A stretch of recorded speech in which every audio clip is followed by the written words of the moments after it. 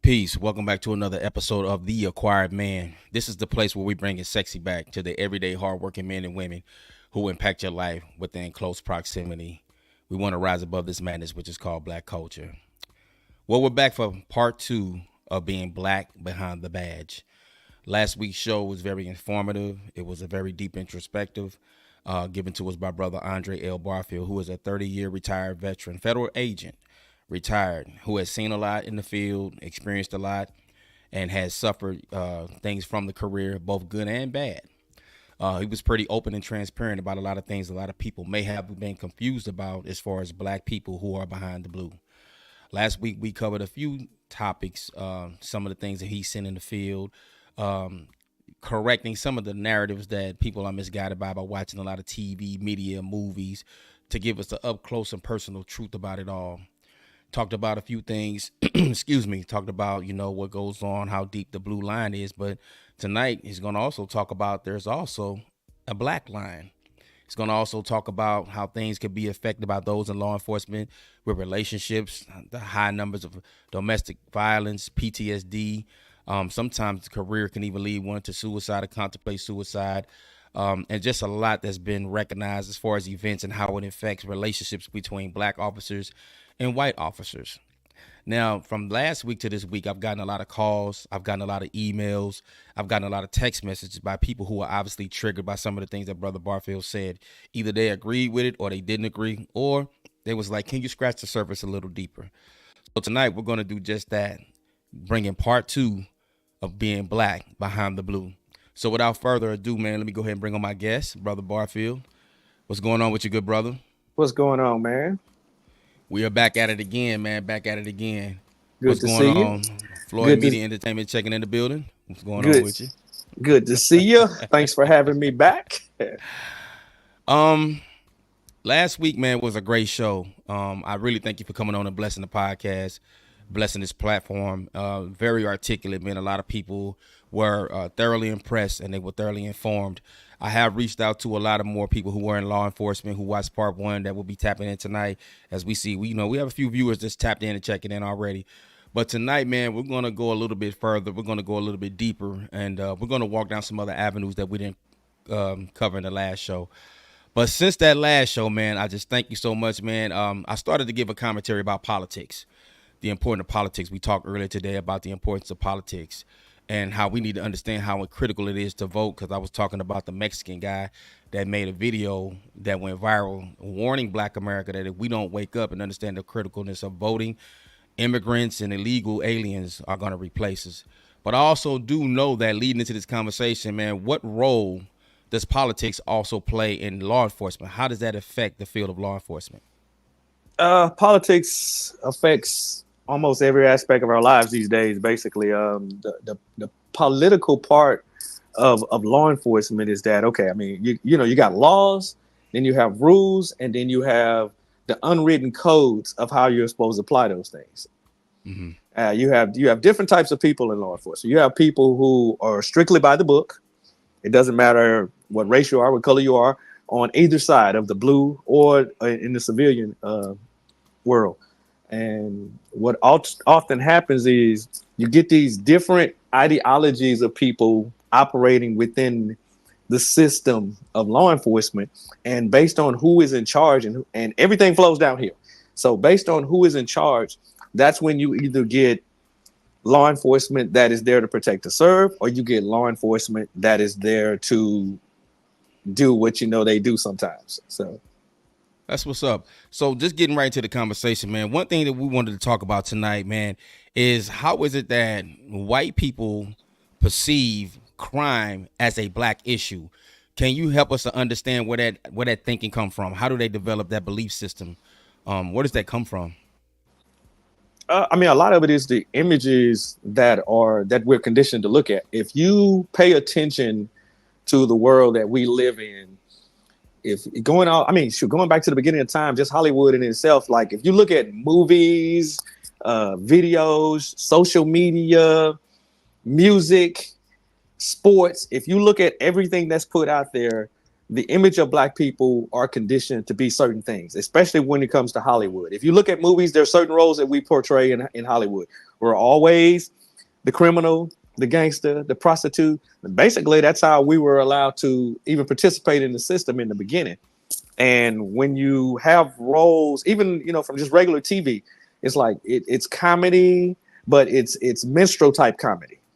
It shows like girlfriends and and stuff that is put out there basically to condition women to think a certain way, to think about black men a certain way, to think about black women a certain way.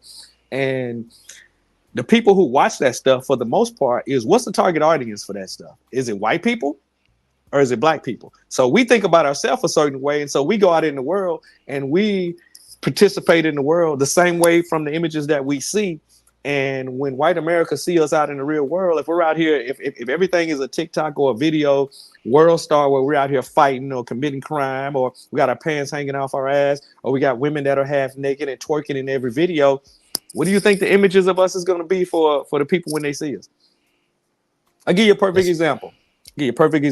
Remember the movie Sugar Hill? Yeah, with Sugar Hill with Wesley Snipes. With Wesley Snipes and and the guy who was in the Five Heartbeats. Yep. Okay, so Romeo, I think his name. Yeah. When I first went to see that movie, this was probably like early mid 90s when that movie came out. I went to see that movie, and I'm in the theater. It's the middle of the week, so I'm in the movie theater with my date at the time, and it's a pretty empty movie theater. And I noticed that there was an older white man with a young kid in the movie watching the movie, and it had to be like his grandkid. I mean, because like he was like an older white man, and I'm sitting there thinking to myself as I'm observing an older white man watching the images on the screen of Sugar Hill. Sugar Hill was a deep movie when it came to like the images of black people and drug trafficking and the way we interact with each other from a sibling standpoint. And it had all kind of messages in that movie. And I thought to myself, what in the middle of the week would cause an older white man to bring a young white kid to see a movie like this? It didn't make sense to me, because the target audience definitely wasn't older white men and you little white kids. And what I thought to myself was, he is trying to teach this kid about us by showing him these images that are portrayed on the screen. That was the first thought I had in my mind when I saw him in that movie theater. So, and it's like, it's just stuff like that just always kind of bothered me, that we are, I guess you can say, we're just conditioned as a society that the image of black people is a certain thing based on what we take in. So based on, I want to welcome all the fan base people that's in the room tonight. Thank y'all for coming on over. So I opened up a room early on fan base before I began the show, and I always like to start a little conversation. And Steffi, a young lady, when she was in the group talking, and we was talking about the crimes, which some of the most dangerous crimes, as what we believe. And it's just kind of going back to what you would say, the images that we see on TV with black people in the movies.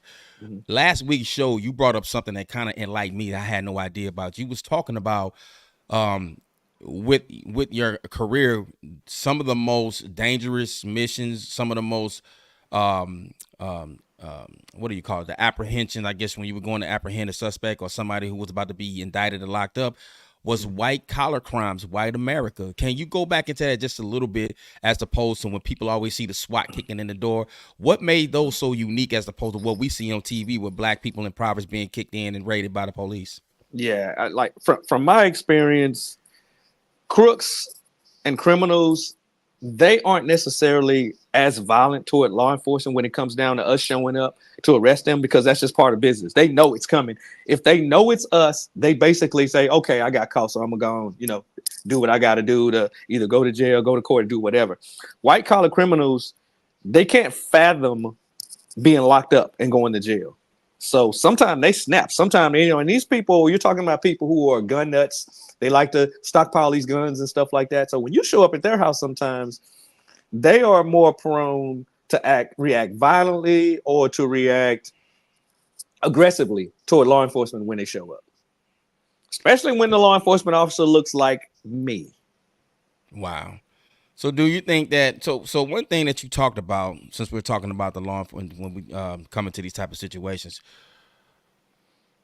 and and it's something else I said, since you could patrol a certain community and develop a certain type of self-hate towards your own, because we're going to talk about a lot of times, but we could talk about it right now, about the division with black officers behind the blue. Can that be triggered by a black cop that always, or he's pretty much, his area that he patrols is predominantly black area? Can seeing some negative things about us and violent confrontations, house calls, domestic violence calls, robbery calls, murder calls, can that lead someone who was black behind the badge to develop some type of self-hate and negative image towards their own people? Mm-hmm. Specifically in the black community, we don't really distinguish between the color of the officer. We look at the uniform itself. We look at the authoritative manner in which the person approaches us. And when we just have a bad relationship with law enforcement within the black community. So it doesn't matter if that officer is black or white. The only difference between officer being black and white is that we expect the white officer to be racist when the black officer is just simply trying to enforce the law and the rules and doing exactly what he's supposed to do. We always look to that person as, hey, brother, you need to give me a break. You see what I'm saying? You just like me. Why are you doing this to me? That's the way we look at it. It's no different than if you go into any neighborhood, any black neighborhood in America right now, it's infiltrated with businesses that are owned by people who aren't black, Asians, Indians. They own all the businesses within the black community, but the same businesses, if owned by a black person, when we show up in those businesses, we want a break. We want a discount. We want something for free. We want something extra. We want a better type of service than what we require of those other races. It's no different. So it's the same thing. So with that being said, so is there a real division between black law officers behind the blue? And what does that look like? Can you materialize that for me? A division as far as toward the community or within the... No, just okay. So like we all know, like in corporate America, black women are like they're each other's worst enemy, right? I've always heard this. It's not something that I feel personally because I've never worked in corporate America, but I hear this all the time. So in law enforcement, right? Because I happen to know a lot of men and women, sisters and brothers who are high-ranking officers, but is there a division as opposed to those who may be perceived as losing their racial identity, or those who may be perceived as doing the job a little too aggressively towards their own people and not policing white people the same way? Is it like, is there a division as far as basically, are there two type of black law enforcement officers behind the blue? There definitely is. In certain areas, cities, municipalities, in order for you to further your career as a black officer, you have to ignore certain things, or you have to be what we always term the certain type of safe Negro, basically. It's like in order for you to get promoted to a leadership position, you have to be non-confrontational. You have to be non-militant. You have to be that person that's going to toe the line and follow the directives without pushing back when you see something that isn't being, it been done fairly. So there is that difference there. But in essence, within most law enforcement communities, first of all, unless you're in a big city, big municipality, there aren't that many black officers. Really? Unless you're like in a big city, I'm telling you, there aren't that many black officers. So what you have is situations where in order to function and fit in and be in that career in the area that you in, you have to kind of, curtail your behavior a little bit to fit in.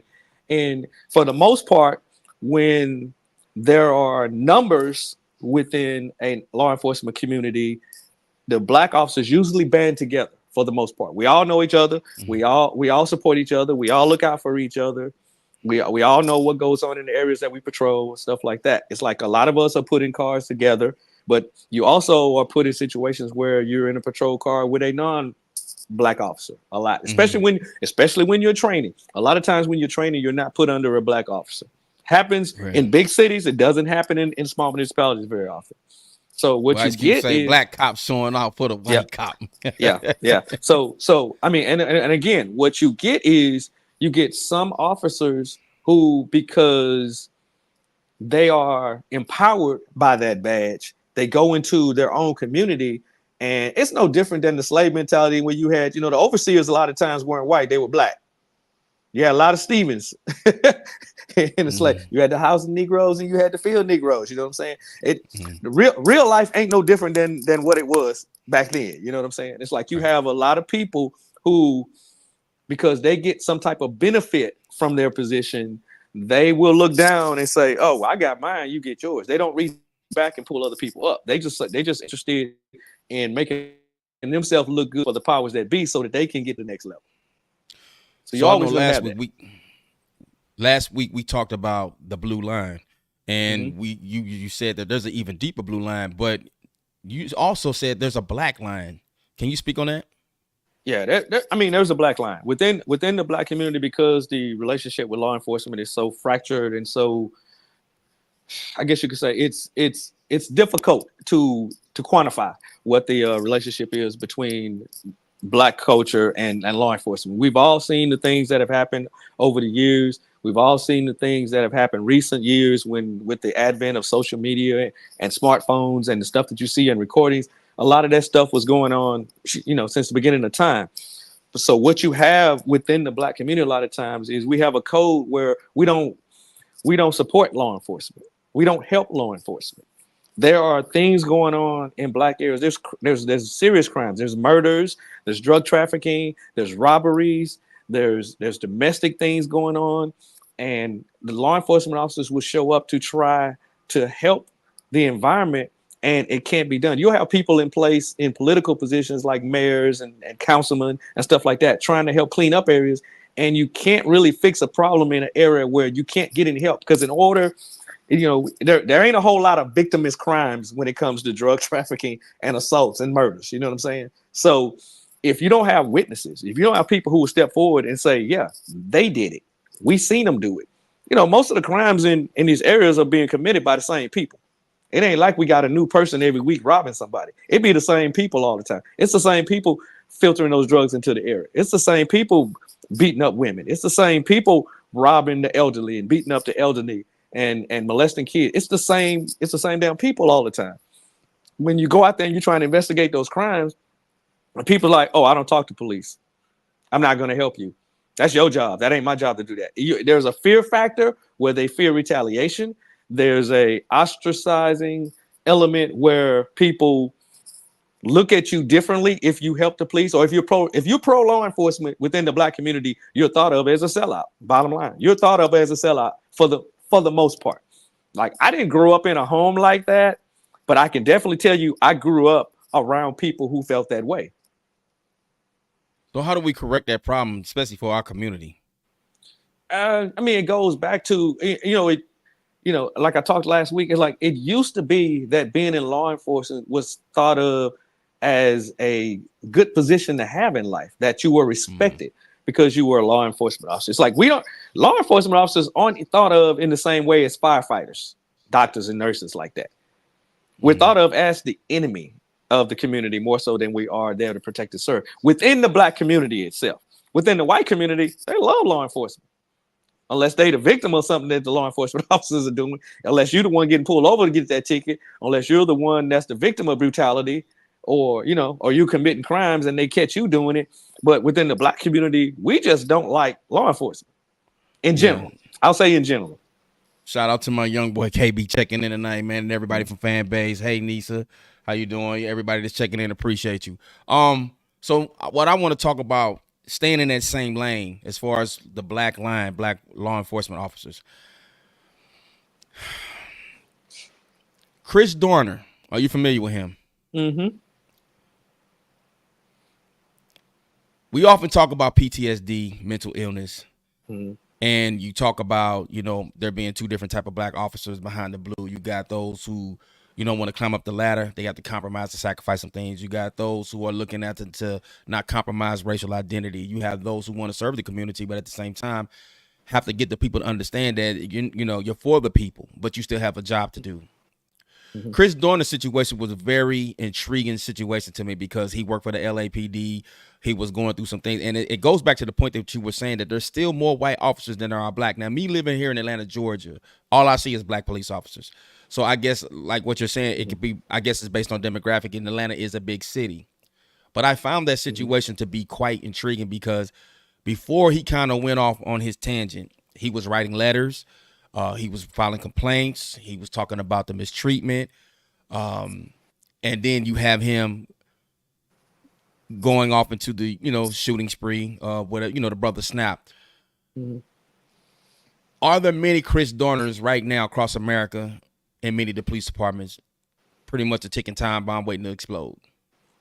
I mean, there are Chris Dorners in your neighborhood, and that ain't in law enforcement. I mean, we live in some very difficult times where mental health isn't, and although it's becoming better now, mental health among men is not being nurtured as it should, in my opinion. Now, I will say up front that, there's a lot of people out there, and I hear this shit, but there's a lot of people out there who, to some degree, are Chris Donner supporters and feel like Chris Donner is a hero, yada, yada, yada. I don't agree with that analysis. Chris Donner ain't a hero. It's because this is the way I look at life, bro. I don't care what you are going through in life, how you're being treated on your job, how much racism you face. You always have the option to do something different, walk away from it. If that shit is creating distress in you where your thought is, I am going to go out now and take the life of people who have never done anything to me, who have never wronged me. Now,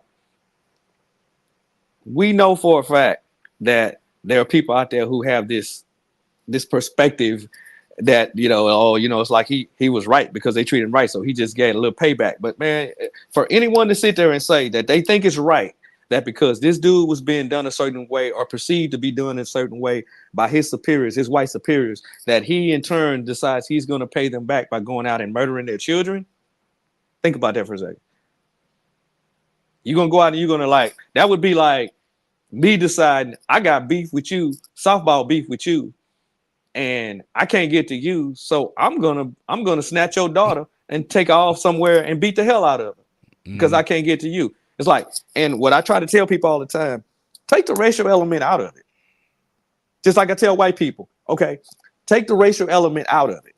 If the person committing the crime, the person who was murdered by law enforcement, were white, would you be outraged then? Yes, you would. If a 12-year-old white kid got rolled up on by some cops and got murdered, would you be outraged by that? Yes, you would. So where is the energy when it's a 12-year-old black kid? How can you tell a people to take race out of it when they have nothing but a history between law enforcement where race was the basic factor? I'm not saying a lot of people won't be able to make that, they won't be able to differentiate the two, I'm not saying take race out of it. I am saying when you are looking at the circumstance of it, take race out of the equation of who committed the crimes or who was the perpetrator of the offenses and put a different race on that. And then how would you feel about it? If Chris Donner was white, would we think he was justifying what he did? If his supervisors were black and Chris Donner was white and he went off and took that black supervisor's daughter's life, how would we feel about that as a community? I mean, point understood. I think, Chris Dorner's situation was cause and effect. But I think Chris Dorner was a unique situation because I think there are plenty of Chris Dorners as far as pertaining to law enforcement. Just like I told you the last show, the brother that he was dealing with one of his own, roughed them up, whooped them up pretty good, and got back to the station and pretty much was written up and put on administrative leave, pretty much told by his supervisor, you would have been better off executing and pretty much killing him, which affected him to the point where he had to get counseling, but he eventually ended up retiring. I know myself when I thought about law enforcement a few times, as I said on the last show, I was given the pros and I was given the cons. I don't know if I could accept the cons enough to sacrifice some things because I just know who I am as a man and being, I'm older now. I'm not like as young and impressionable, but I just chose not to really go that route because hell, I'm already a man who's just lived life and have his own problems. I don't want to get involved in a career where it's compounded in a career where I have to constantly deal with the pressure of the community, dealing with white officers and dealing with my co-workers and things of that nature and having to go through counseling. Speaking of which I want to keep the ball right here within the department. Give me the climate. I know we spoke one time. You was telling me about the situation that happened after the Trayvon Martin killing. And where I'm going with this question is when we have civil unrest in this country, and it's always racially motivated, the killings that we see on national TV and on cameras and body cams, what is the climate like within the department between the black officers and the white officers? And give me a isolated situation that you experienced. I know you told me something about something happened on the day after Trayvon Martin was killed. Yeah, Can you speak on that? Yeah, I mean, first of all, let's humanize it for a second, because I think, as most people know, Trayvon's father is family to us, and Trayvon was family to us because he was part of the softball community, and we saw this kid at the ballpark all the time growing up. You know, we saw his dad, we saw him at the ballpark all the time, so we knew him as an extended member of our softball family. Yeah, shout out to Tracy. Yeah. So when that actually happened, it affected a lot of us in a different way. For me personally, as a law enforcement officer, it not only affected me as a law enforcement officer, but it also affected me from a personal standpoint, because I feel like, that was, that could have been my son, my nephew, anybody. And, next, after everything's coming down, I walk in the office, I'm working in a task force. I'm the only black guy in an all-white task force. I'm in the office talking to my supervisor, who's a non-black guy, and white guy comes in and he starts ranting and raving about how he feels like, they're giving Zimmerman a raw deal, that Trayvon deserved it. He should have just complied with what he said, yada, yada, yada, yada. And, I turned and immediately went the fuck off, because, you're not just talking. I say, first of all, you don't know anything about that kid. I knew that kid. I know his father. So you coming in here running your mouth with that bullshit about how he should have complied. Complied to who? The neighborhood watch guy? So you sitting here saying that the guy was justified in shooting the black kid because he fought back from a neighborhood watch guy? I mean, I was going off, bro. You should have saw the looks on their faces. And I walked, I got up. I'm in the middle of a damn work review about cases. I got up, walked straight the fuck up out of the office, went to my desk, started packing up shit, and walked the fuck right outside the door and didn't tell nobody I was leaving it. I was gone. I was out of there.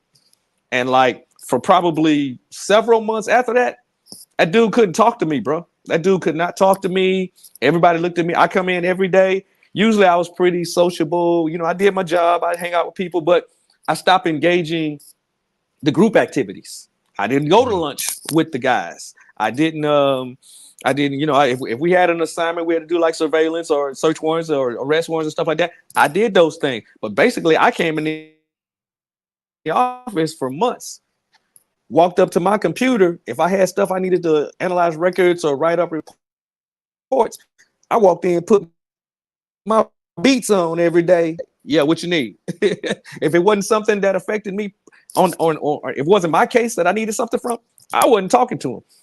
And the guy who did that shit, he sit right next to me. So, he felt the pressure of how I felt about that. So at any time, did you ever feel that there was a target that's going to be put on your back? Because we know how the inside power structure works. Did you ever have a fear of any time? Nah, again, it's like my situation is different because I'm in a task force situation. So even though we had a supervisor over the task force, the supervisor of the task force wasn't from my agency. So I got other superiors I got to answer to too. So it got to a point to where I'm like, hey man, y'all need to take me out this work group. Y'all need to take me out this particular group and put me somewhere else. Eventually I got reassigned to another work group because I was like, man, I'm not doing this. What ultimately what happened was my partner of 15 years, when he retired, I was like, hey man, y'all need to get me up out this group because I'm not working here no more with these guys. Mm-hmm. Fuck them, basically.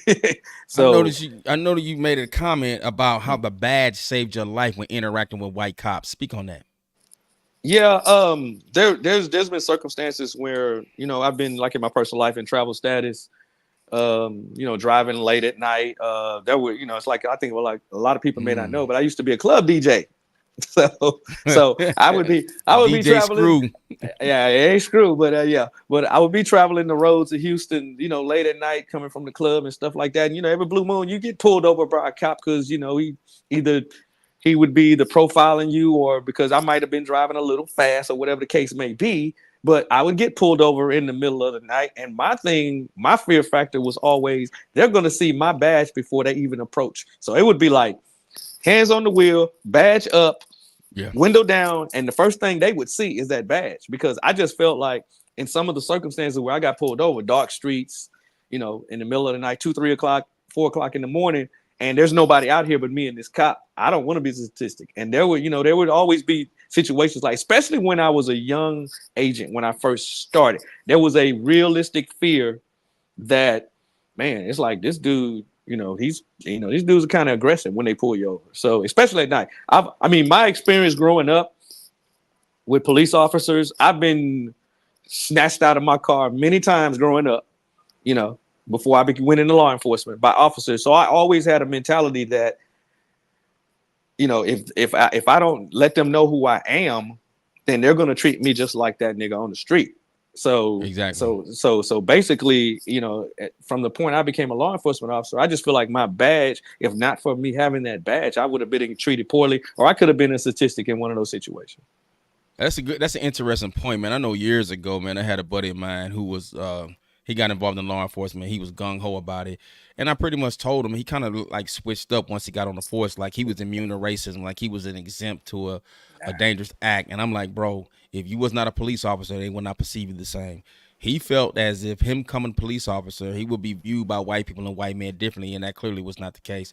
I think later on in his career, because he did finish out a career, I think he's retired. Later on in his career, he began to recognize otherwise, and I often, and it's funny we talk about this because I used to always wonder if many black men and women who are behind the badge felt like they were exempt from racism or that they were just in a safe space just because they were behind the blue. To some degree, you are treated differently as a black officer if you are pulled over by a white officer. They do change the way they interact with you as soon as you're in we call it the cool kid club. Once you're, like just like high school, it's like if they think you're in the cool kid club, they interact with you differently. I could tell you about a situation where I was on my way to the South Park one morning to play day league, and I'm driving into the park. And normally in the morning, there are police officers sitting at the entrance, just sitting there, not doing anything. They just jacking off in the morning, basically meeting, talking, and then going to get breakfast or whatever the hell they were doing. But one morning I'm driving into the park, and I usually would be like one of the first people who arrive in the morning because I would help prepare the fields. And so I'm driving through, and I pass the cops up. I go over to the parking lot. It's probably 300 yards away from where they were sitting at the entrance. And before I can park good, these guys got lights flashing. They're rolling up on me. They're jumping out, and both of them got their guns out pointed at me at the park in the morning, like 7:45 in the morning. They pointing guns at me in a park, and I'm showing up to play in the old folk league, the senior league. And I'm like, and they know we're there because we've been there since the 80s. So the dudes jump out and basically are saying, he's saying he randomly ran my tag as I was coming into the park and saw that my vehicle was involved in a stolen vehicle or something like that. Mm-hmm. Or was reported as a stolen vehicle. And I'm like, nah. So, like while I'm standing there, hands trying to be non-confrontational, I'm saying, he's like, you got some ID on you, yeah. I say, hey, I also got a badge like that. And it's like, when I say that, I say, hey, can I reach into my bag and get my badge and show it to you? Now they're filming because they got their dash cams on and everything, right? When I showed them my badge, the de-escalation went straight down. I mean, they went from 100 to 0 like that when they saw the badge. And I was doing nothing. There was no confirmation. The sad part about it is if he was a white man, they wouldn't even came at you that aggressive, regardless if you're a cop or not. Okay, let's go back. Let's go back to the first part of it. The first part of it is, why were you randomly running my tag coming into the park? I'm a black man driving a Navigator coming into the park. So why are you running my tag? I'm by myself. Why are you running the black man's tag coming into the park? I don't know of any other situation where they ran tags of people coming into the park randomly. What for? Well, that's always it's profile. A public park. Why are you running my tags? I know in Georgia, and I could be wrong, anybody in the chat that can correct me. In Georgia, I believe people who are on the force, they have these blue strips that they put on a bumper. Do you have any type of decal that you could put on your vehicle to let another law enforcement officer know that you are a part of law enforcement or retired? I wouldn't do that anyway, because that would be stupid. First of all, because also because of what I did for a living, criminals would also know you're law enforcement too, and that's not good as a black man. From a criminal standpoint, you know what I'm saying? So it's like the last thing you want to be is living in a neighborhood next to someone who's running a grow house right next door to you, and they know you're a cop. I kind of keep to myself in that regard because I have been, like I worked cases where there were marijuana grow houses, 4 or 5 of them in the neighborhood where I was living. Yes. you know. And so it's like the last thing you wanted was for somebody to know you were a cop, because you don't know how they're going to respond or react if they know you're a cop. Well, let's talk about the situations where at times where you may have been perceived to be a crooked officer, or people may ask you about your financial status, or you might perceive, since you have worked in organized crime and drug trafficking, you might have been perceived, been perceived as a bad cop, you know, taking the drug money, the dope money off the street. I know last show we didn't really get into it. That's a real reality as far as being able to also separate yourself from the cops that you know are crooked and corrupt, as opposed to maintaining your job. And let me ask you this too. With that being said, as you answer that question, when other officers, when corrupt officers, because I know you had to come past them in 30 years of your career, when corrupt officers have an idea that you're onto them, you're aware, or you have knowledge of the dirty shit that they do, has there been situations or times where you felt that they would eventually target you, maybe hire some type of street syndicate to put a hit on you? Did they treat you differently? Was there any type of aggressive treatment when you were out and about? Speak on that for a little bit. Let's dive into that.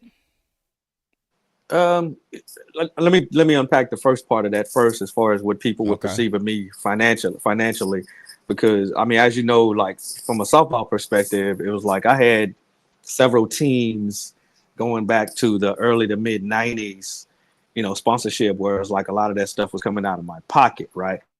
And there would always be comments, because of what I did for a living, that I must be, you know, sticking my hand in the till whenever we would take money down. It's like, I know you taking that money. I would always get those comments from day one. It would always be inferred that my lifestyle was based on the fact that I was doing something crooked, rather than from, you know, just the fruits of my labor, in other words. Mm-hmm. So I would get that all the time. I would just blow that off. But I am aware of a couple of situations of guys working the task force who was different, and not that they couldn't toss for any standpoint, but you know, I've been on search warrants where we went in and we seized a bunch of stuff, and the person who we seized the stuff from claimed that there was more money than what was reported. And you know, everybody got to be interviewed to say, where were you, who were you with, did you see this person at any given time, you know, move around differently or something like that. We had people on our task forces who were arrested and indicted for stealing on the job on cases that wasn't related to anything I was working on. But there has been accusations within the framework of cases that I was working on, that on certain events, money was being taken or drugs was being taken. You know, I've been participated in search warrants on officers who were financially benefiting from from the job. I put it to you like that. Guys who had stolen. It was one guy in particular. I remember it was a Beaumont police officer. He was a supervisor. He was a supervisor. And he was also one of the lead tactical instructors for the Beaumont PD department. And he was going to the evidence locker, pulling bricks of cocaine out systematically and selling them back to the drug dealers. And at one point, drug dealers thought he was setting them up, because it was like, hey man, the cops thought the crooks thought they were being set up. And so they turned the guy in. And basically that's how we got on to him. But, you know, we went out. Alec Hunter chimed in. He said Drake definitely spoiled the teams like a big baller. Hey man, stop that, bro. Tell Hal, stop that, man. But yeah, man. Hey Steppy. Yeah. Let me go to some of these comments, man. I'm a young guy, man. She chimed in. That's Steffi. She was there. But I want to get into the comment to one of my young men I personally know is a good young brother. He want to talk about something. He made a comment. 12 pulled 2 people over and let them go because he said it was 4 black guys in the car. They thought that he was gangbangers. I hate the police. Well, now that's a young black man that made that comment. You as a law enforcement officer, haven't been in the field 30 years. Do you kind of frown upon young black men that feel that way? Or do you kind of understand how he couldn't gotten to that point to where he feels the way that he does? Yeah, I mean, I understand it, because I've been the victim of it as a young black man. You know, like I said, I grew up in an area where being profiled was kind of routine, and I've been profiled many times. I've been in the car with my father, and both of us were snatched out the car and threw on the hood, you know, being profiled. It's like, this is not something unknown to me as a black man growing up in the neighborhood I grew up in. So I understand why that attitude exists. I understand the history of police officers in black neighborhoods in policing. I understand how black officers treat the people in our own communities. I understand how the racist cops treat the people in our own community. So I understand that mindset. Now, what I will say is, coming from that background, one of the things that made me want to go into law enforcement is because I wanted to change that perception. I wanted to do something to help the area that I grew up in. I wanted to be a mentor and a bridge between the community and law enforcement, realizing that we definitely need the police in the communities because of the shit that we see going on. Like, if you grow up in the hood and you see crimes being committed, I've had stuff happen to my personal family where, because of the black code, the criminals were never punished for what they did to family members. I've had family members murdered and everybody saw it. It was in broad goddamn daylight. No way they couldn't have seen it. And everybody basically shut their mouth because they weren't going to cooperate with police. But, it's like, I lost a family member because you guys ain't going to tell the police who you actually saw do the goddamn crime. So what's the black code? Not snitching? Yeah, not snitching. That's why I say the black code. The black code, where, like, we're not going to cooperate with police. We're not going to snitch. We're not going to tell what we saw. And the only time people ever want that to be different is when they are the victim of the crime. It's like there's a lot of things that are said about the black community, and you hear a lot of white people promote this narrative that, well, one of the reasons why we can't change things is because we get no cooperation from the black community when it comes to law enforcement. And it's a two-pronged thing. It's like, the black community don't trust law enforcement, and law enforcement aren't really all that interested in policing the community in a way that's protect and serve. It's more infiltration and keep us, in the area where we are, so we don't infiltrate their areas. I definitely got something to say about that. I want to read Steffi's comment that she made earlier. Mm-hmm. She said, so even if you feel apprehensive, how do we protect ourselves from being treated like I guess you're saying the nigga on the street? Yeah. She's spelling it backwards. I get it. Yeah, damn, I ain't even catch that. Right on, Steffi. Yeah, she's spelling it backwards. Okay. But, how do we protect ourselves? The bottom line is, you try to be a law-abiding citizen. You try not to put yourself in positions and situations where you'll be targeted. But there is no absolute for you not interacting with law enforcement. It's possible in your life. It's not, I'm going to say it's impossible in your life to go through life and not have any interaction with law enforcement in some capacity. Everybody been pulled over for a traffic violation. Everybody has had something happen in their family where the police got called for some reason. So, it's like all of us have been in situations in our personal lives where we're somewhere and the police showed up because a fight broke out or something. So you're going to have interactions with law enforcement. So the issue becomes... Go ahead. Go back. No, you go ahead. The issue becomes... So I'm saying the issue becomes, do we approach it with a sense of animosity toward law enforcement, or do we allow the circumstances to dictate how we interact? Do we show up already on edge, already being aggressive, already talking crazy to the police officers when they show up? A lot of times, a lot of stuff can be avoided just by how you interact with them. Now, some cops are assholes. Now, don't get me wrong. I've come across a lot of asshole cops pulling me over, myself personally, as a law enforcement officer. And until they knew who I was, they were being assholes. So trust me when I say it exists. So I'm not negating the fact that exists. But some of us walk around in this space these days watching these goddamn videos where these people are yelling at the cops straight up. Why are you stopping me? I didn't commit no crime. What crime did I commit? All this narrative that they throwing out here, the stuff, fight for your rights, yada, yada, yada. First of all, is all that really necessary up front? You know what I'm saying? Until you know what the situation is. Now, at the point where the officer is obviously profiling you or just picking at you, then you can interject some of that attitude, but you shouldn't show up with animosity off the rip, because shit, you don't have the power. They got the gun. They got the law that they try to put upon you. It's like you can be tried by 12 or carried by 6. That's the way I always look at it. So, if they give you a ticket, go fight it in court.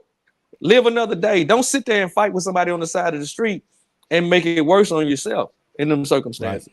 I definitely want to lean into this court thing based on the conversation we had today and brother Jermaine, but something you said about how the community don't trust the police.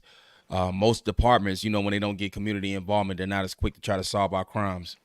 I can reflect back to a time in February 1999. My cousin, she was murdered. She was murdered execution style. I can remember, and back in St. Louis, there's this magazine called The World where they treat cops like professional athletes. Like they run these ads and make them seem like, yeah, super duper detective John Brown. And he got,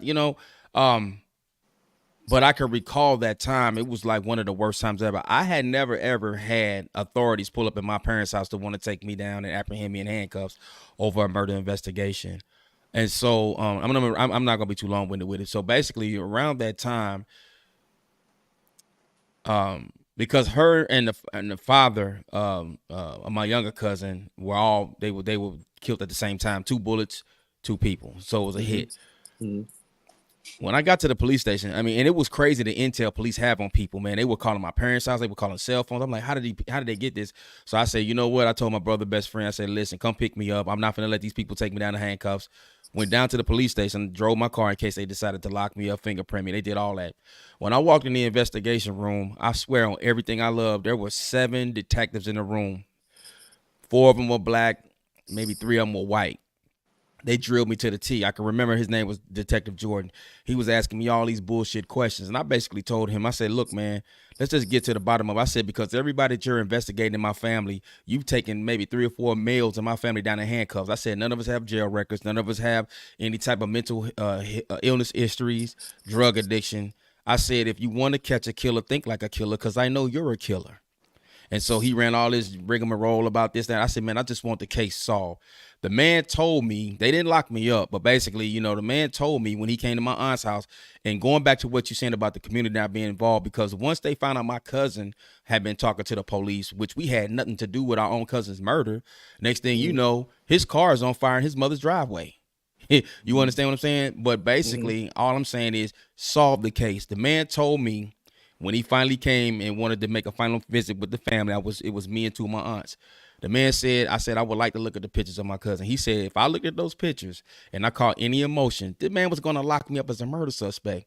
Mm-hmm. I clearly don't understand what that was about. He clearly knew I was not the murderer, but the case to this day is what I'm understanding it's never been solved. So my question to you is, if the community continues to conduct itself the way that it does, as far as not cooperating with the cops, knowing that we're talking to the authorities or being seen talking to the authorities, number one, puts us in danger. But number two, is there ever going to be a real ambition to solve many of the crimes and murders going on in the black community? Or is that basically just on us to come out and say, we know who the murderers and the killers are? It's twofold. I can't speak specifically about your situation, what was going on there, because I'm a little confused as to why your relatives were being treated as suspects in that particular manner. I can only equate it to old school policing, whatever they did back then. But what I can tell you is that the nature of the victim sometimes plays a big role in how the cases are investigated. The nature of the victim? When I say the nature of the victim, the type of person that the victim was. Okay. All right. The type of person.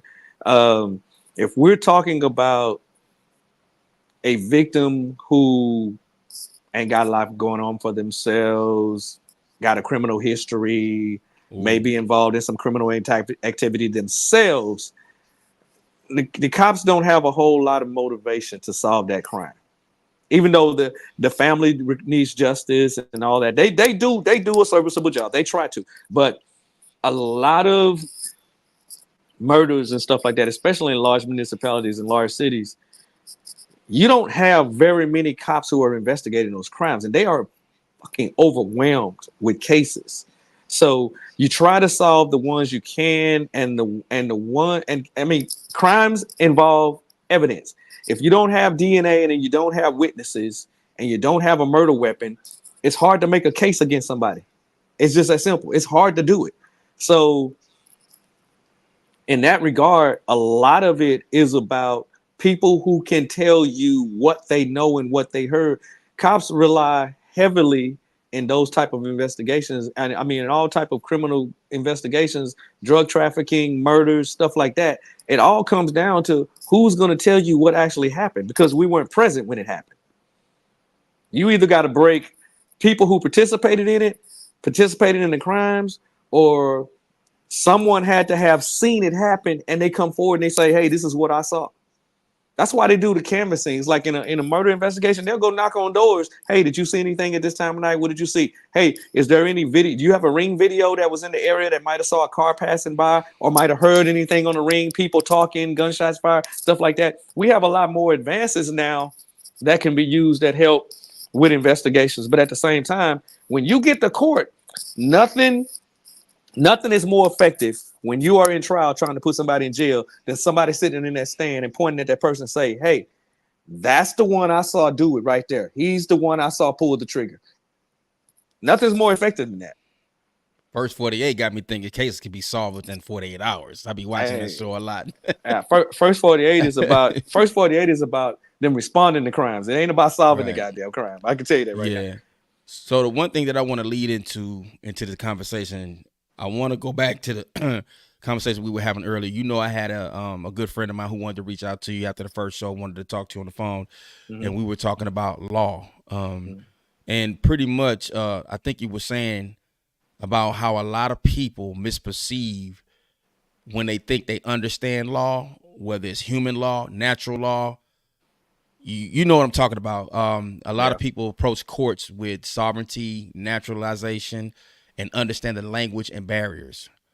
In all your years of experience, and you have sat in many court cases, understanding the Constitution and being extensive with law, as you did prove to my good brother this evening, what is the one mistake that you need to tell Black people in particular, who sometimes may avoid a certain responsibility or may be caught up in something legal? What's the biggest thing that they must understand to avoid?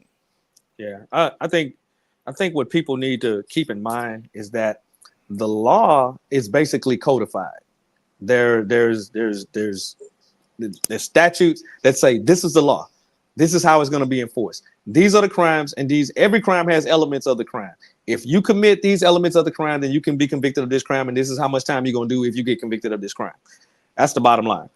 A lot of court cases, when it involves civil rights, abuse, police brutality, are based on court cases. Some of those court cases are old, prior to the enactment of laws that were put in place to protect citizens like you and me, Black people, gay people, people who aren't white, basically. So if the laws are codified and the laws are in general going to be perceived a certain way, if you get stopped, well, it don't matter. It really don't matter if you're being accused of an actual felony or a misdemeanor or a traffic violation or whatever the case may be. You got to stop, first of all, and think about what actions did you play in me actually being in this situation. No doubt. If you get pulled over for a traffic violation, and that traffic violation expands from you got pulled over for speeding, and now you got tickets for other infractions because you don't have an inspection sticker, you don't have insurance, you don't have such and such and such and such. Like that's part of the course. If you riding dirty like that, and hell, I done rode dirty before. You know what I'm saying? I done rode dirty a lot in my lifetime. So if you get pulled over for a traffic infraction and other things are found to be wrong and you get multiple tickets, and then then you got to go pay the piper, you got to go to court and you got to do this. You got two choices. You either show up in court and you prove that you didn't do the offense, or that you rectified the situation and got what needed to be done, which goes a long way toward, your case getting, pushed aside. Or you show up and you pay the piper. You got to take accountability for the situation, and you got to do whatever the judge or the jury comes down with as far as your punishment goes. You got to do that. I think people, a lot of times, we look for ways to get out of rather than holding ourselves accountable for the behaviors that we perform. So, and that's not a shot at anybody in particular. That's not even a shot at anybody in general. It's basically that I think a lot of times people are angry about a system that they put themselves in a position to be there. in that system. Yeah, indeed. Indeed. I want to address the comment from my brother, Brian Jordan. What's up, B? He said, you don't hear black police killing young white males. Now, we addressed that in the first episode about the difference, the double standard between when a white cop kills a black male as opposed to a black cop killing a white male. Let me dispel that. There are situations where black police are killing young white males. And this is the disconnect between us and white America and black America. What you don't see is you don't see police killing unarmed white males performing innocuous things. You don't see them dying on traffic violations. When you see white people being killed, they usually have committed an actual crime, a felony, and they're being assaulted, or they're being, or they're fighting back and stuff like that. We saw, example after example of unarmed black people being killed in situations where it appeared that the police were being overly aggressive because of who the victim was, not necessarily of what they did. So it happens, but that's the argument we always try to make as law enforcement officers to the community, that yeah, you're right. You don't see black officers killed. I mean, you don't hear about it. It happens. The statistics are out there. We definitely know it happens. It's like it's not possible to go through life as a law enforcement officer and believe that in the totality of law enforcement officers, there has never been a black officer kill a white male. Yeah. You can't say that. Yeah. Talk about that situation we talked about off camera, if you don't mind. Which one? About the black officer happened to off a white male over. Well, it wasn't a black officer. It wasn't a black officer. It was a black civilian. Okay. He killed a white officer. And okay. So what occurred in the situation was there was a white female who was she was an officer and a secretary within a police department. And it was Harris County Police Department here in Houston, Texas. And she had a boyfriend who was a black male. Okay. Now this is during the time when all of the murders of the black males by police officers was occurring, and then it was the Blue Lives Matter group was popping up all over the place. It was Blue Lives Matter, right. Other than Black Lives Matter, it was the Blue Lives Matter. So what occurs is, and the officer actually was an officer who was in the task force that I was working in. He wasn't in my work group, but he was a member of another work group. So this was a married Harris County sheriff. He was having an affair with the secretary, who was also dating a black male. So they were having meetups. So at one of the meetups, they were meeting up at a gas station or something like that. The black male showed up at the meetup, and there was a confrontation, and he ended up shooting the white officer, and he killed him.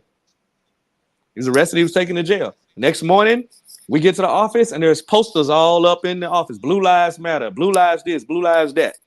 They basically were saying that, they were trying to give the narrative that the black guy targeted the police officer. Like some random black guy walked up and just shot a police officer. So 24 hours goes by, 48 hours goes by, and they start releasing the information relative to the fact that, this chick was sleeping with both of them.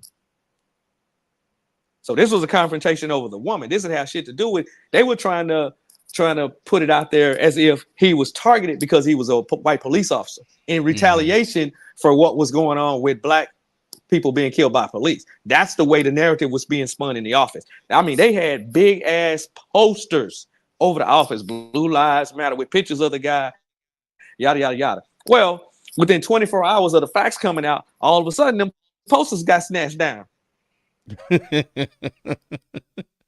Narratives. I talk about and it the all posters the time. Was replaced with and then the posters got replaced with some bullshit like, we need to love one another. I'm like, fuck love one another. Y'all put that shit out there as if that black man targeted that guy. He ain't targeted that guy. That was some personal shit that didn't have nothing to do with his job. Period.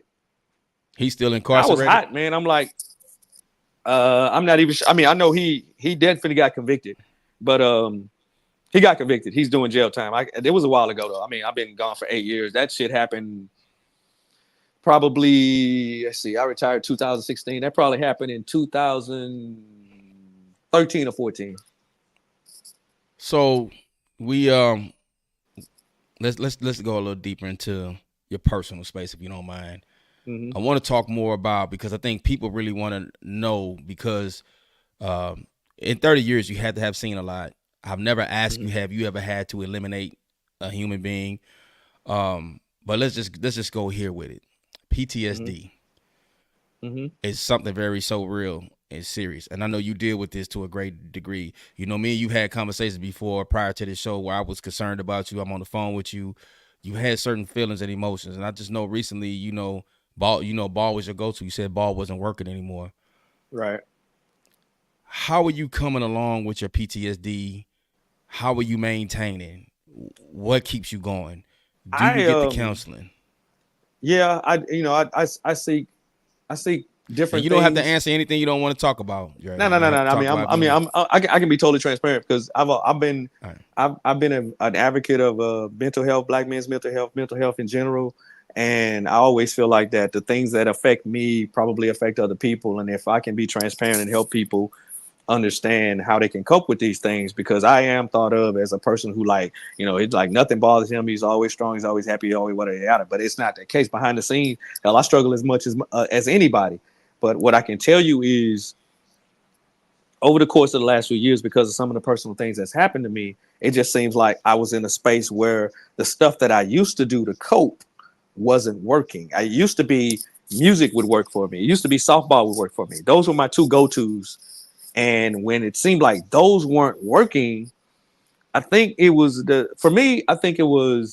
depth of my parents kind of pushed me over the edge as far as what I could stand mentally. And because of that, the other stuff wasn't working for me because I had so many suppressed emotions about the death of my parents. And so from that, I had to get to a space of, I need to understand and unpack how this is really affecting me. Because I was like, I was so used to suppressing and compartmentalizing and not allowing it to take over my space that it just became a coping mechanism, and I wasn't really dealing with it. I wasn't really processing the deaths. I wasn't really grieving like I should. And so from when I said that softball wasn't working, it's because I was so caught up in my emotions, the PTSD of the traumas of not just things that occurred over the years that I had suppressed, but also that being the last straw breaking point for me. It's like, I mean, at any given time, you're going to reach your breaking point as far as what you can stand mentally and compartmentalize.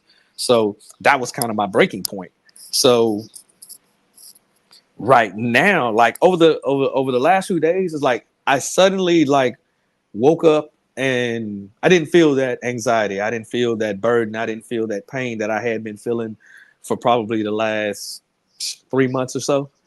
And I think part of it too is like, and I can tell you this for a fact, that when my mom passed, I was actually at the ballpark. I was at the ballpark when both of my parents passed. And I think that's maybe plays a psychological role in why softball, it wasn't working. Because when my dad passed, I was at a tournament out of town in Jackson, Mississippi, when I got the word he's passed. It was very unexpected. It was COVID related. And I'm like, I wake up. I mean, I just talked to him 3 days later. He went from being fine to being on a ventilator to being dead within a matter of 3 days. And I'm out of town playing softball when I get the word. When my mom passed, it was the same thing. I was at the park when I got the word that she had passed. I was playing daily when I got the word. So I think I kind of connect the two, that softball became the trigger. You see what I'm saying? So it's like, it was like, in a way, I guess I felt a guilt of I should be there, but I'm playing ball somewhere. So I think that's probably why I pushed it in that realm and it affected me in the way that it did. But like I say, over the last week or so, I kind of feel like myself again. I've been like, I don't feel the anxiety. I don't feel the inability to sleep. I'm resting. I'm getting my sleep. I have an appetite. I feel pretty close to how I normally feel. Even though the thoughts are there and it's triggered from time to time, but it's like maybe I just allowed myself to process it in a way that manifested itself in the healing. I know on the first show we talked about this. We didn't get a chance to get this deep last show. I remember you saying something about once you retired, the PTSD became more um, clear and present because now you have nothing. You got free time. You don't have to get up and go to work every day. You don't Mhm. have to put get locked into a certain mentality, no Mhm. responsibilities. Do you think that once you retire, do you think that the 30 years started the process to you in like your quiet times and lonely moments? That's a long time, and that's a great body of work, and I tip my hat to you. But do you think that it's just delayed process over the years of everything that you saw, everything that you had to deal with? Sometimes going home, feeling a certain type of way because you seen it. I know you talked about the time y'all had an informant, and they shot up the informant and the daughter who was only 4 Mhm. years old. Mhm. Do you think that once you just slowed down and had a chance to just breathe and just enjoy life and just move forward, that's when the process started kicking into everything that you embodied?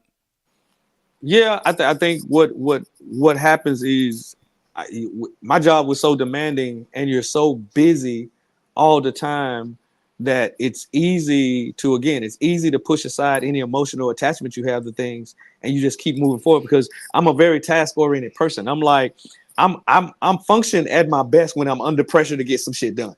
Bottom line, Mm-hmm. if something needs to get done and I'm pushed to the grind, I'm always that person that like, hey, I'm about to, however long I need to work to get this done, I'm gonna get this done. And that was always, I guess I could say, my ability of to deal with the emotional traumas of some of the stuff that I saw or whatever. I just moved on to the next task.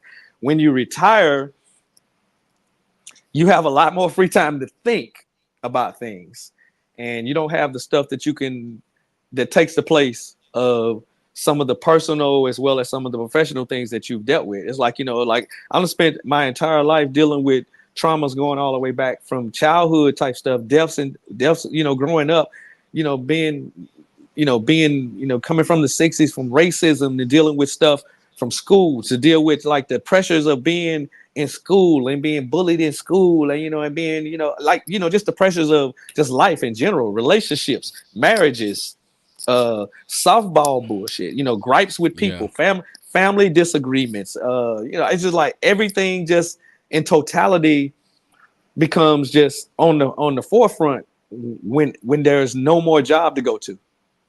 I want to address these comments because I want to get into the relationship aspect, man. I want to shout out to my girl Roscoe. She said, Andre, my condolences and prayers to you and your loved ones. Too many losses. And then she also goes to Oh yeah. say, hello, Melanin. He doesn't even look old enough to be retired.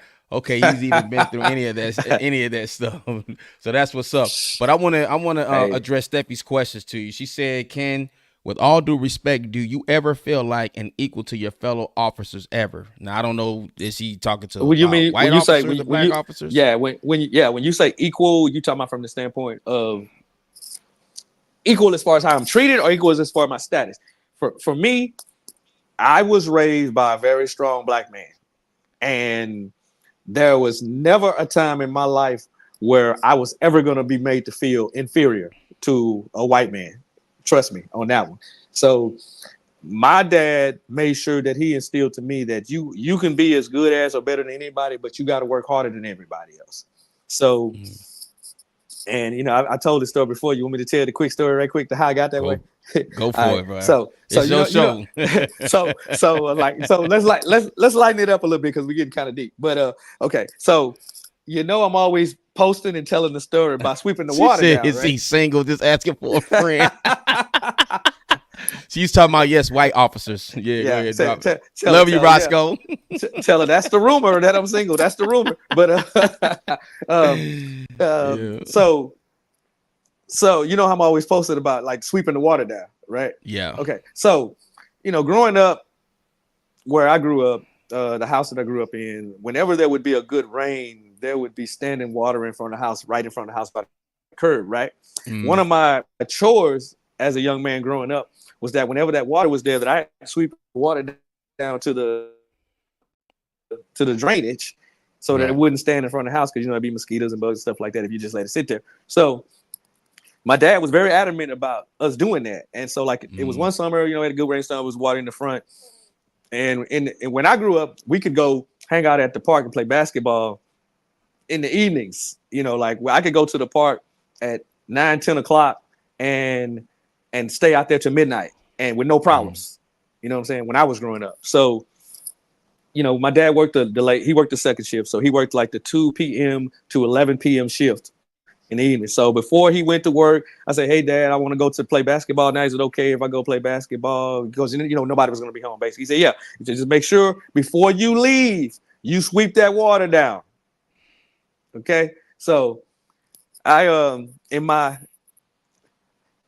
in my haste to get to the basketball game, of course, I swept the water down, but I didn't completely sweep it down. I left just like a little bit there, right? Mm-hmm. So when I'm on my way home, I'm walking around the corner. It's like 11:30, 11:45 at night, right before midnight when I'm supposed to be home. And I get there, my dad is standing there with the water hose, and he's pouring water in the front of the house on the side of the street. 11:45. I'm coming home. I just played basketball for like 2 hours or whatever case. He's like, go get the broom.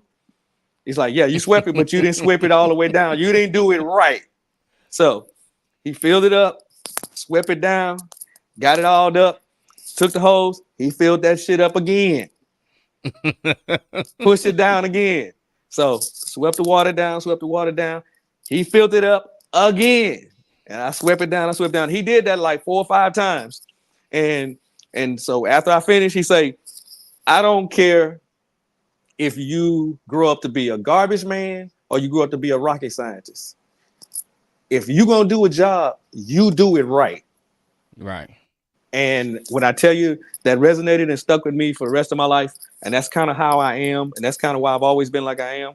So when I approach life, I never was concerned about feeling less than any white man or any white officer in real life or in my professional life, because I know what I brought to the table. I brought energy, I brought effort, and that's like with anything I do in life, relationships or whatever. I bring energy and I bring effort, and I'm going to do my best at all times. So anybody that know me, they know that's true. I ain't just talking. It's like I ain't telling you what I know. I ain't telling you what I heard. I'm telling you what I know, basically.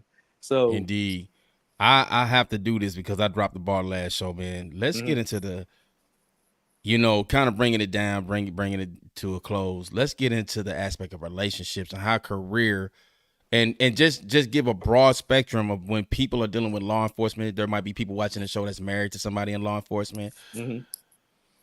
How does that affect marriages and relationships, man? It plays a significant role in your mentality, because some of the things you see on the street, especially like, and I'm going to say this for street cops, they are dealing with shit every single day in these communities. They see stuff. They see domestic violence. They see crimes. They see murders. They see stuff. I saw some of that as a federal agent, but I wasn't exposed to it constantly like they are. Okay. And when those people come home, to disconnect from that and have to deal with another person in what is supposed to be a caring and loving way can sometimes be difficult, because all you want to do is decompress and not be bothered sometimes. And it takes a certain type of partner who is going to understand that. There would be a lot of times I didn't put in a 16-hour day. You know what I'm saying? It's like there was a time when I was working 6-7 months without a day off. And I come home, man, all I want to do is eat a good meal, take a shower, and just relax, watch a little TV, catch up on sports or whatever. But then you got this other person in your life who has needs and expectations emotionally as well. So there's times when they feel like they're not getting the attention they deserve. There are times when you feel like this person is being too demanding because they're not understanding the pressures that you're under. Because as a black man, as a black officer, you go out in the world and you deal with a lot of bullshit as a black man. You're also dealing with a lot of stuff as a black officer. You're also working within a system where you're thought of like the person just mentioned, you're thought of as less than. You're treated like you're less than, even though you don't act or respond or feel that way. You are treated that way on the daily. Everything you do has to be better than in order for you to get the same benefits out of the job that everybody else is getting. So when you come home, you got to be dealing with a person that gets that part of it. And it's not like I've dated a lot of women. I was actually married to a woman who they were proud of my status as a federal agent. They were proud of the lifestyle that I was able to afford them. But there were times when I felt like everything that I would try to do or everything I was doing wasn't enough, because they would always kind of hold over your head. Oh, you're not giving me attention. We're not going on trips like our friends are. We're not hanging out with our friends. We're not doing this. We're not doing that. And so a lot of it is depending on where you are in a case. If I'm in trial, man, it's 24/7. I'm dealing with the stuff to put these people away. So I got the responsibility of, if I don't dot all these I's and cross all these T's, then fuck, that person gonna walk away and go out on the streets and do more. Yeah. And not just from the relationship standpoint, the pressures of family in general. I would always get he don't socialize with us, he don't come to the family reunions, he don't hang out with us, he think he better than us because of what he do for a living. I mean, all that shit becomes a source of mental, you know what I'm saying? Yeah. Distress. I want to read this comment by Roscoe because this is where I was going with the next question. She says, yeah, the family serves too. Servicemen, military, police officer. My ex was military. It was the death of our relationship. I needed him prior to him re-enlisting after 9/11. And then in her next comment, she says, I'd never do it again. If I'm going to be alone, I may as well be alone by myself. For real, for real. And that's where I was going with my next question. Have you met women who said once you made it known during your time, during your career, that you were involved in law enforcement, that you were a federal agent, did they just say simply, I don't want nothing to do with that. I know what that's like. I done dealt with a guy like this. Has that been an obstacle as far as finding a quality relationship?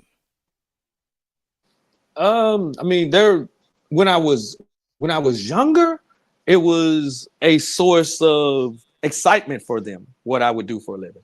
Because my job is different. I wasn't a street cop. So it wasn't I'm putting on a uniform, I'm driving around the car all day, writing tickets and shit like that, or showing up for domestic disputes. I was actually out here putting big time crooks in jail.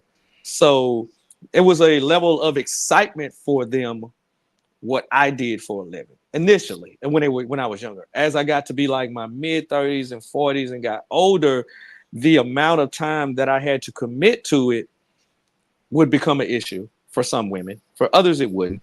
For a lot of women,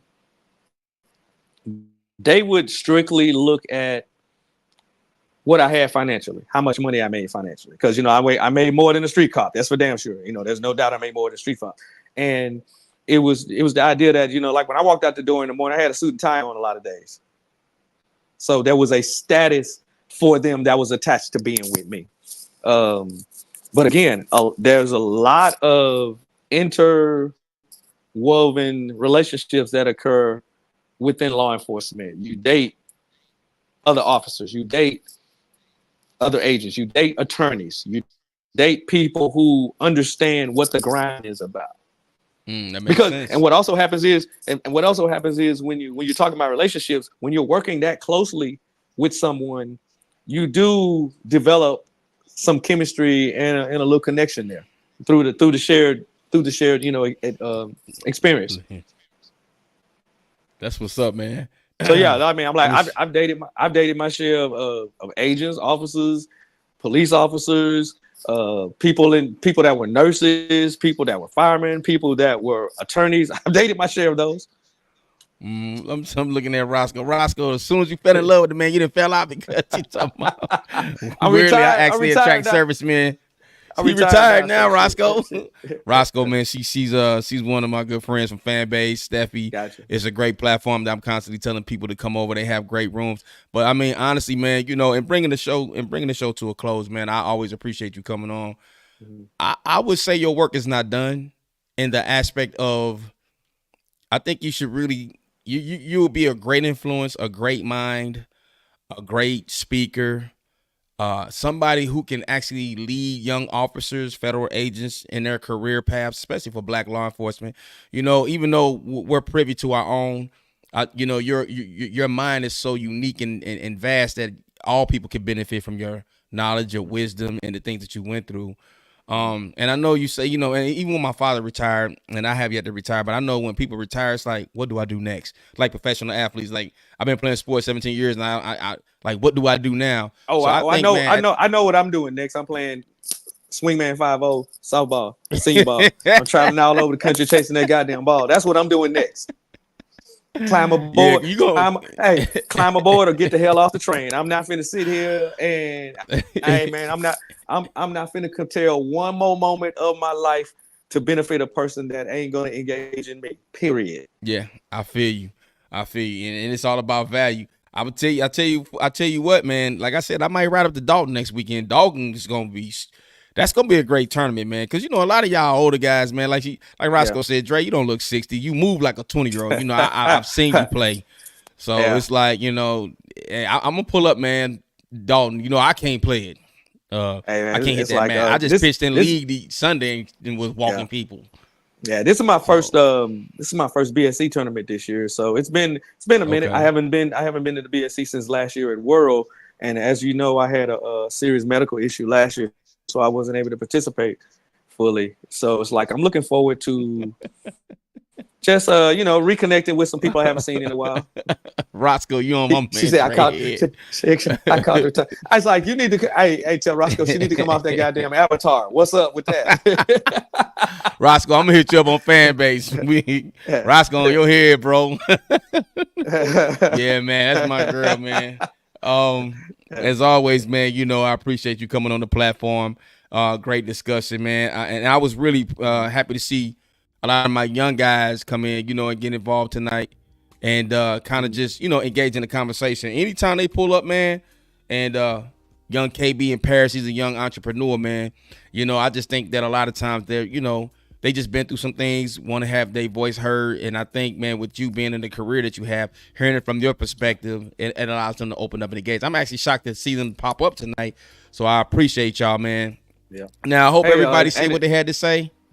Yeah. Mm-hmm. Hey, and in the future, I wouldn't mind discussing some of this stuff that's going on with this political season that we're in right now, because some of that is very important. We need to get some information out there. Yeah. Hold on. What Roscoe say? Yeah, I'll slide my number to you. Give it to him. Sounds like he may be needed a friendly ear from. God damn. Come like through, that? Roscoe. Like Come that? Through, Roscoe. Roscoe's like, listen. Hey, when I share this on my page, it's gonna be some folk hitting me up like, hey man, what the hell is up with that? No, man, it's all good. Dre is a good dude, man. I can vouch for him. Plus, he a fellow Scorpio, so hey. Everybody can't deal with that big Scorpio energy. Hey, man. All I can tell you is I'm inclined to strong likes and dislikes. So, shit, come correct or don't come at all.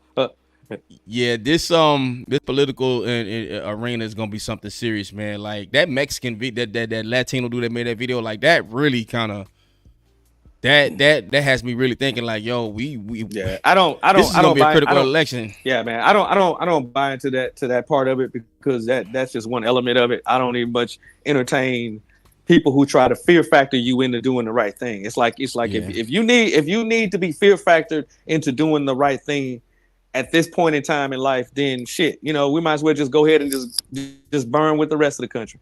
Yeah.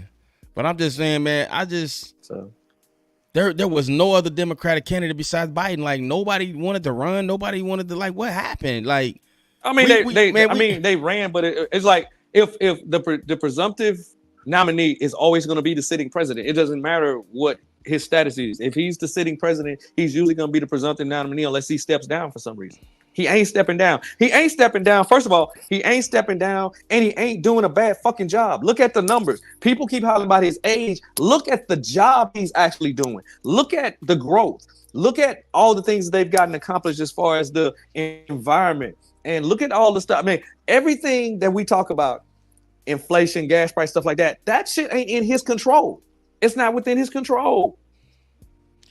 My biggest... Well, Trump, man, he's going to leverage a lot of the black male vote because Trump is attacking child support. Trump is going after the LGBT community. He ain't doing that, bro. He's not attacking child support.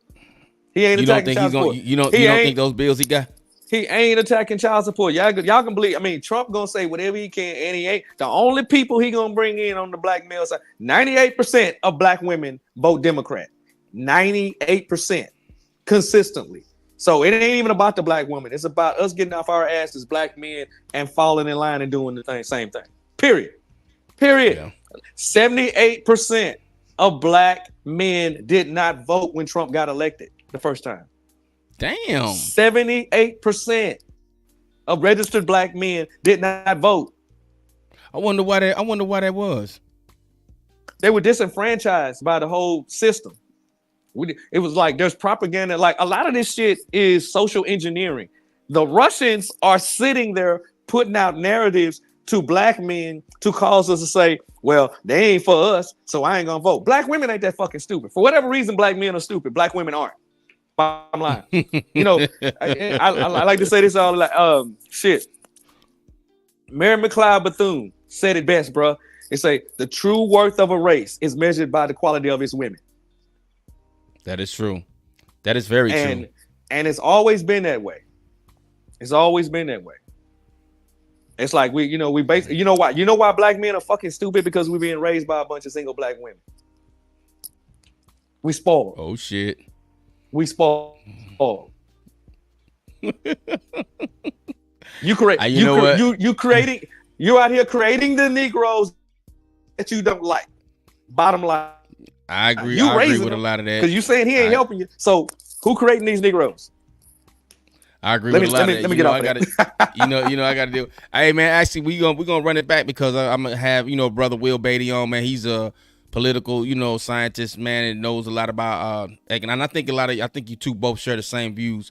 And I'm gonna have to find me a Republican person on there to give me their views and their oppositions, whatever the case may be. I ain't coming on with no Republican. Nah, I ain't coming on with no goddamn Republican, man. They kiss my bruh. Let me go get Larry Elder. Bruh. Let me go get I don't want Jesse nothing Williams. to do with no Republican. Hey, bruh. Look at bruh. If the Supreme Court can fix their pens to say that MFER gets qualified immunity for anything that he does while he's a president, that's crazy. Yeah, that ain't what the principles of the Constitution is about. That's a fix. The fix was in, bro. The fix was in. It was set up to be that way, and they knew it was coming. So you basically believe Trump is because they knew once he got out of office. No, I do not believe that. Because there is no way he can win. There's no way he can win if the coalition of races all participate and vote. He can't win. The numbers say that. He can't win. Long as we all vote, he can't win. That's why they keep trying to suppress the vote. Yeah. That's why it's so important that we actually show up and vote. Well, I told you how it was. I'll definitely be voting. I ain't trying to be in that number. I definitely ain't trying to be in that number. The only time Republicans win is when black people don't vote. That's the only time they win. It's when we don't vote. But the popular argument right now is that black people have always voted Democratic. Democratic Party's never done anything for us, and black people were originally Republican. So what's your rebuttal to that? My rebuttal to that is they need to look at the history of what the parties were when that occurred. In the 1960s, the people who are now the Republican Party were Democrats, but because the Democrats wanted to enact laws that were pro-black, they jumped ship. We call them the Dixiecrats. They jumped ship and they went to the Republican Party. So though the Republican Party, the parties basically flipped. What used to be the Republican Party is now the Democratic Party, and what used to be the Democratic Party is now the Republican Party, ideology-wise. But you got to know your history to know that shit. It started with Johnson. It started with Lyndon Baines Johnson. It started with Kennedy and Johnson, basically. Basically. Yeah, man. Well, that's what's up, man. I definitely enjoyed tonight's show, man. And honestly, man, we're gonna definitely run it back, man. We're gonna get some political form going in here, man. We're gonna get some very strategic talk. And as always, man, I always say this is the place we bring it sexy back to the everyday hardworking men and women who impact your life within close proximity. We want to rise above this madness, which is called black culture. Ladies and gentlemen, you heard the wisdom, the sound of the voice of brother Andre L. Barfield. I appreciate you. Nothing but greatness, brother. Nothing but greatness. Podcast. I got me podcast famous, bro. It's like shit. It's like I feel like I'm on Facebook dating right now. The way this shit going down. Right? Yeah. Let's be realistic. Get him to keep up T, and then let's come out together and support the masses. Sir, you're telling the truth. All right, man. Well, you know what? Until next time, man. The biggest mistake I always say, man. I gotta stop saying man so much. I always say stop saying man. Anyway, Hey, man, the biggest stay mistake black. that you can stay black. Stay black. Stay black. Stay black. The biggest mistake that you could ever make in life is to think that you have time, man. I value you. I love you, man. Thanks for everybody that jumped in and tapped in tonight in the comments and questions. I appreciate you. Pretty soon we'll have Melanin Coasters, Young Prime Jr. will be coming on this show. We're gonna be talking about roller coasters and black folk. Oh my God. All right, bro. All right, man. Thanks for having me on, man. I enjoyed it. Man, always, man. Thank you, sir. Thank you, brother. All right. Peace out. Peace.